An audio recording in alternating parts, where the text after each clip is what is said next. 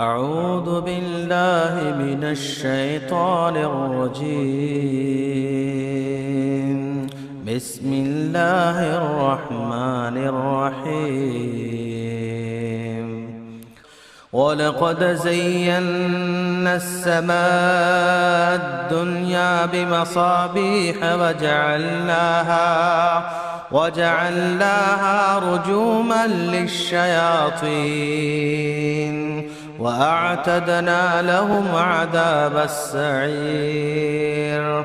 وللذين كفروا بربهم عذاب جهنم وبئس المصير. إذا ألقوا فيها سمعوا لها شهيقا وهي تفور تكاد تميز من الغيظ كلما ألقي فيها فوج سألهم خزنتها ألم يأتكم نذير.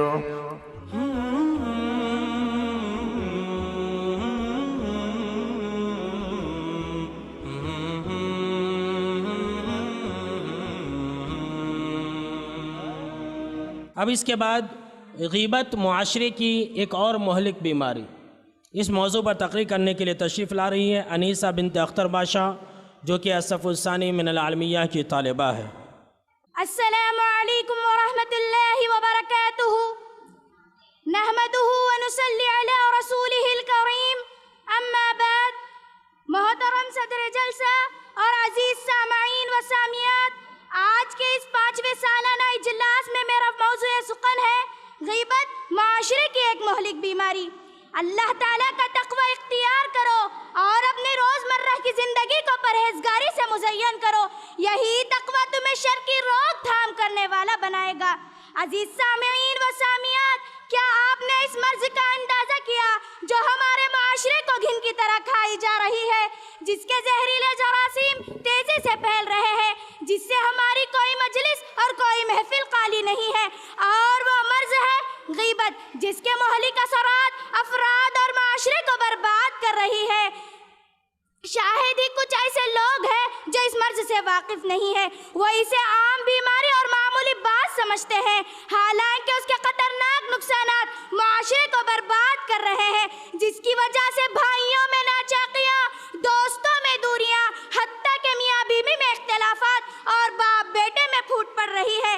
یہی وجہ ہے کہ اسلام نے غیبت کو حرام قرار دیا ہے، اور آپ صلی اللہ علیہ وسلم نے اس عادت کو قتل اور لوٹ کھسوٹ کے زمرے میں شامل کیا اور ارشاد فرمایا کل المسلم علی المسلم حرام دمہ ومالہ وعرضہ.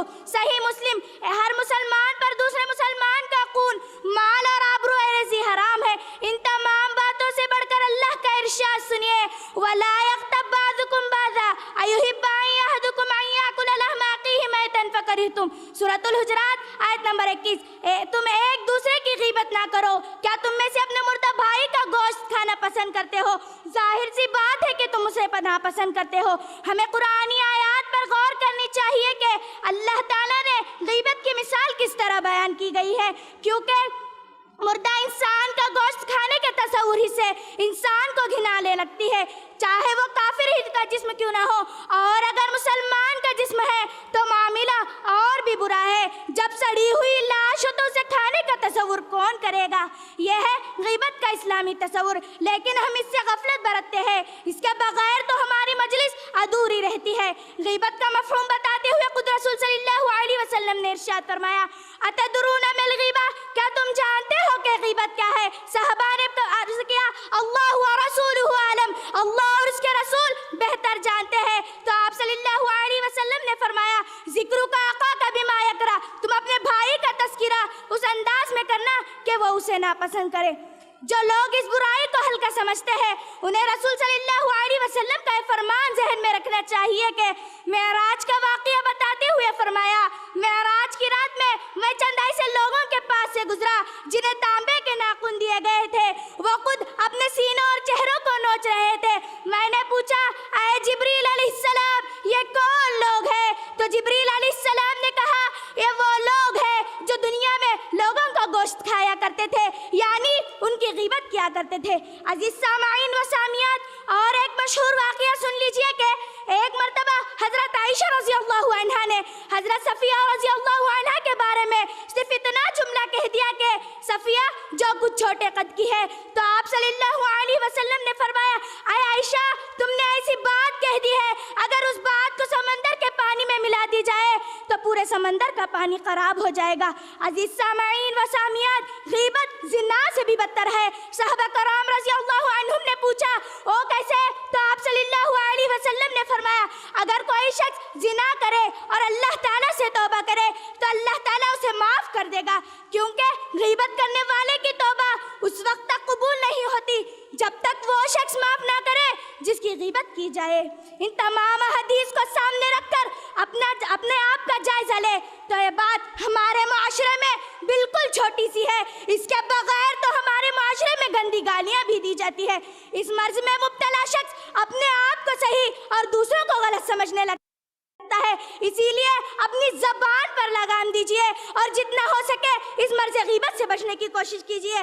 اب آخر میں اللہ رب العالمین سے دعا گو ہوں، اللہ رب العالمین ہم تمام کو اس مرض سے بچائے، آمین ثم آمین یا رب العالمین۔ والسلام علیکم ورحمۃ اللہ وبرکاتہ۔